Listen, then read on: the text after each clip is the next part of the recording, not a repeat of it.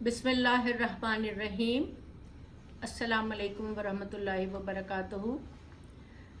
मैं लब्बैक या ज़हरा ऑर्गेनाइजेशन की तरफ से 16th एनुअल इमाम महदी अज्जलल्लाह सेमिनार जो लंदन में मुनक़िद किया जा रहा है, इस प्लेटफॉर्म से आपसे मुखातिब हूँ। सबसे पहले तो सबकी खिदमत में मुबारकबाद।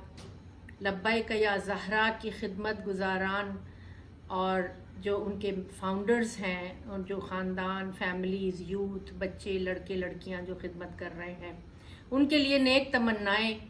और इमाम की खिदमत में दरख्वास्त है कि या मौला, जिस तरह आपकी ग़ैबत में ये लोग आपकी मार्फत और आपकी याद को ज़िंदा किए हुए हैं, इसी तरह इनकी तौफ़ीक़ात में इजाफ़ा हो कि आपके ज़हूर के बाद ये आपके लश्कर में शामिल होकर ख़िदमत करें। बेहतरीन दुआएं इन सब के लिए।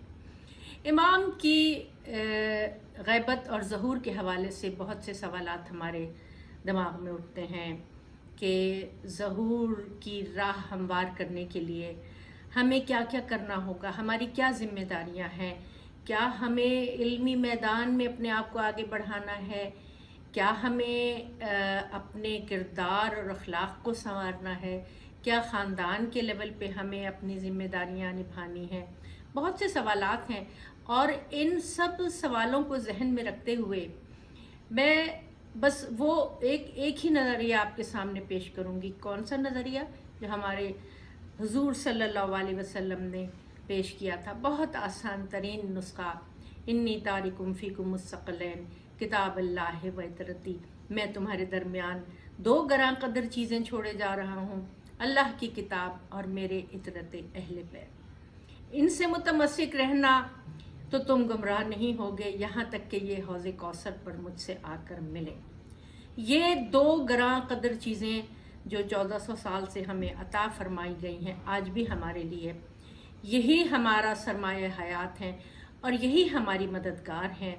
इसको आप आज की आसान ज़बान में अगर ख़ुद शनासी और खुदा शनासी के अल्फाज भी दे सकते हैं, और इसको हम वो वाली रस्सी भी करार दे सकते हैं जिससे मुतमस्सिक रहने का हमें हुक्म दिया है, अल्लाह का निज़ाम, अल्लाह की किताब और अहले बैत के नक्श कदम पर चलते हुए हम इन तमाम सवालों के जवाब अपने अंदर ही तलाश कर सकते हैं। और आज के ग्लोबल सोसाइटी में जबकि बहुत पेचीदा हालात हो चुके हैं और चारों तरफ से सकाफ़ती यलगार भी हो रही है, बहुत सारे उलूम भी खुल चुके हैं और हमारी उंगली की जुम्बश पर हमारे सामने बहुत सारी चीज़ें खुलकर सामने आ जाती हैं। लेकिन बैक वक्त ये हमारे लिए, हमारे बच्चों के लिए ख़ास तौर से कन्फ्यूजन का भी सामान है और उनके लिए उनके दिमागों में बहुत से सवालात उठते हैं। इन सब के जवाबात हासिल करने के लिए हमें कुरान से अपने आप को जोड़ना पड़ेगा। कुरान को हमें अपनी डेली लाइफ में, रोज़मर्रा की ज़िंदगी में हमें कुरान से हिदायत हासिल करनी होगी। कुरान को सिर्फ जुज़दान में लपेट कर ताक में रख देने से काम नहीं बनेगा, या सिर्फ मुर्दों को हवा देने से, या दुल्हन के ऊपर सर पे साया करके रुखसती के वक्त। कुरान जिंदों की किताब है। कुरान मुर्दों को बख्शने के लिए भी हम इस्तेमाल करते हैं, लेकिन ज़्यादातर हमें अपनी ज़िंदगी में इससे ज़्यादा राह, इससे रहनुमाई हासिल करनी है। और यकीन कीजिए कि कुरान की मिसाल सूरज और चाँद की सी मिसाल है। और इमाम का एक लक़ब शरीक कुरान भी है, शरीकुल कुरान भी है, कि इमाम जो है कुरान नातिक़ हैं और इमाम जब तशरीफ़ लाएंगे तो कुरानी माशरा कायम करेंगे। और हमारे सामने अल्हम्दुलिल्लाह बहुत रोशन मिसालें अहले बैत अलैहिमुस्सलाम की हयात तय्यबा की मौजूद हैं कि तमाम मासूमीन ने, इमाम तो खैर ग़ैबत में है, लेकिन 13 मासूमीन जिनकी हयात तय्यबा हमारे सामने है, हमने देखा कि मुख्तलिफ़ हालात में एक ही हदफ रहा और एक ही रास्ता रहा और एक ही मकसद रहा, और वो क्या था? निज़ाम इलाही का कायम करना, निज़ाम आदल का कायम करना। अपने अपने ज़माने में मुख्तलिफ़ किस्म के हालात से तमाम आइम्मा ने इसी तरह जिद्दोजहद की। गोया ऐसा मालूम होता है जैसे एक इंसान है जिसकी ज़िंदगी 250 साल की है और वो हमारे सामने जीती जागती मिसालें मौजूद हैं। اور امام کی غیبت تو آپ سب جانتے ہیں، میں اس کی طویل تاریخ میں نہیں جاؤں گی، تقریباً 1200 سال ہو گئے ہیں امام کی عمر کو. اور وہ غیبت کیوں ہوئی تھی کہ ظالم حکمرانوں نے ائمہ معصومین کو زہر دے کر قتل کرنا شروع کر دیا تھا. اور 11ویں امام کے قتل کے بعد، زہر دینے کے بعد، اللہ نے پہلے غیبت صغریٰ اور اس کے بعد غیبت کبریٰ قائم کی. اور مومنین کو آزمانے کے لیے، یہ میری اور آپ کی بہت بڑی آزمائش ہے کہ ہماری بہت بڑی ہم اپنے امام کے دیدار سے محروم ہیں، لیکن یقین کیجئے وہ ابھی بھی اسی طرح ہمیں فائدہ پہنچا رہے ہیں جس طرح سورج بادلوں کی اوٹ سے زمین کو فائدہ پہنچاتا ہے، فصلیں پکتی ہیں، ہوائیں چلتی ہیں، مد و جزر اٹھتے ہیں اور دن اور رات بنتے ہیں، چاہے سورج بادلوں کی اوٹ میں ہو. اسی طرح ہمارا رابطہ اپنے وقت کے امام کے ساتھ ایسا ہونا چاہیے کہ ہم انہیں حاضر اور موجود جانیں، اگرچہ ہم انہیں ابھی دیکھ نہیں سکتے، لیکن ایسی بصیرت پیدا کریں کہ جو امام کی موجودگی کو محسوس کر سکیں، کیونکہ وہ ہمیں دیکھ رہے ہیں. اور قرآن نے جیسے کہا تمہارے اعمال کو اللہ دیکھ رہا ہے، رسول دیکھ رہا ہے اور کچھ مومنین دیکھ رہے ہیں.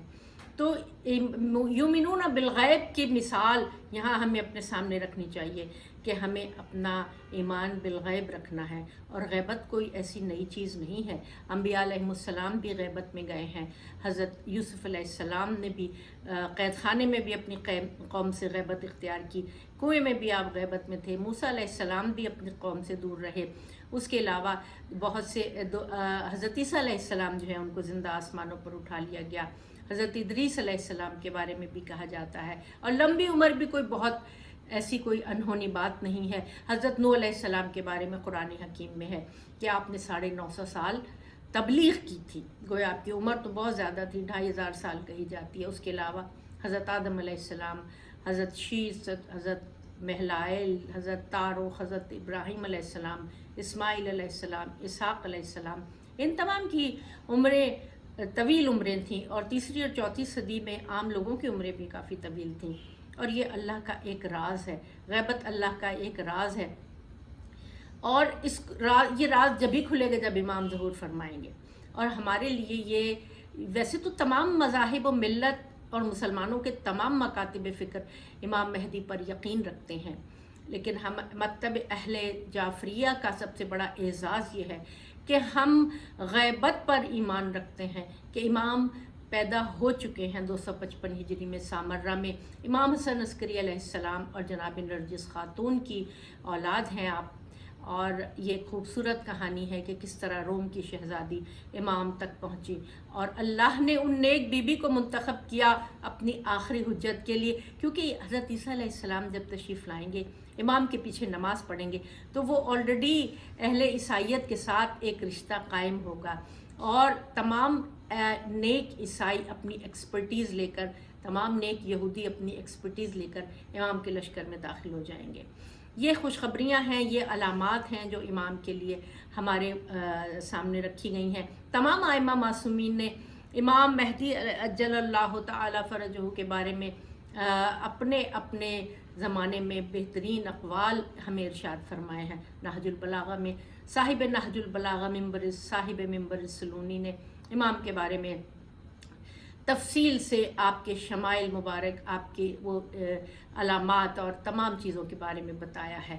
اور ائمہ معصومین نے تمنا کی ہے کہ کاش ہم اس کے زمانے میں ہوں، کہ ہمارے قائم کا زمانہ بہت عظیم الشان زمانہ ہوگا. اور کہا گیا کہ علم کے اگر 27 درجے ہیں تو ابھی تک صرف 2 درجے کھلے ہیں، اور 25 درجے جو ہیں وہ ہمارے قائم کے زمانے میں کھلیں گے. اور خاص طور سے ماؤں کے لیے میرے پاس یہ پیغام ہے کہ آپ لوگ جو مغرب کی دنیا میں جو مائیں رہتی ہیں ان کی ذمہ داری یقیناً بہت زیادہ ہو جاتی ہے، کیونکہ ان کو ہر طرف ہر محاذ پہ ان کو ایک جنگ کا ان کو سامنا کرنا پڑتا ہے کہ اپنے بچوں کی تربیت کے لیے ہمتاً بس موجود رہنا ہوتا ہے.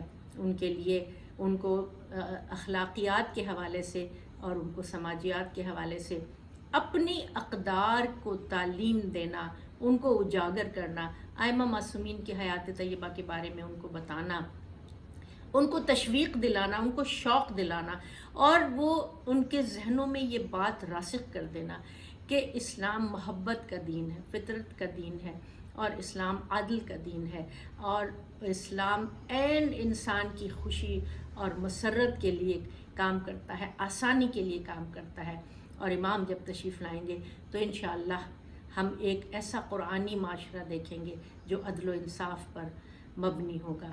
میری طرف سے بہترین دعاؤں کے ساتھ میں اپنے اس پیغام کو ختم کرتی ہوں، اور دعا گو ہوں کہ ہم سب کی توفیقات میں اضافہ ہو، اور لبیک یا زہرا کی جتنے خدمت گزاران ہیں، خواہران ہیں، جتنے بچے ہیں، خاندان ہیں، فیملیز ہیں، ان سب کی توفیقات میں اضافہ ہو، اور آپ کو خاص امام کی طرف سے توفیقات حاصل ہوں، ہمیں بھی حاصل ہوں کہ ہم ان کے ظہور کی راہ کو ہموار کر سکیں، اور ہماری طرف سے ان کو، ان کے دل کو مسرت اور خوشی ملے، اور وہ ہم سے راضی ہو جائیں۔ بہت بہت شکریہ۔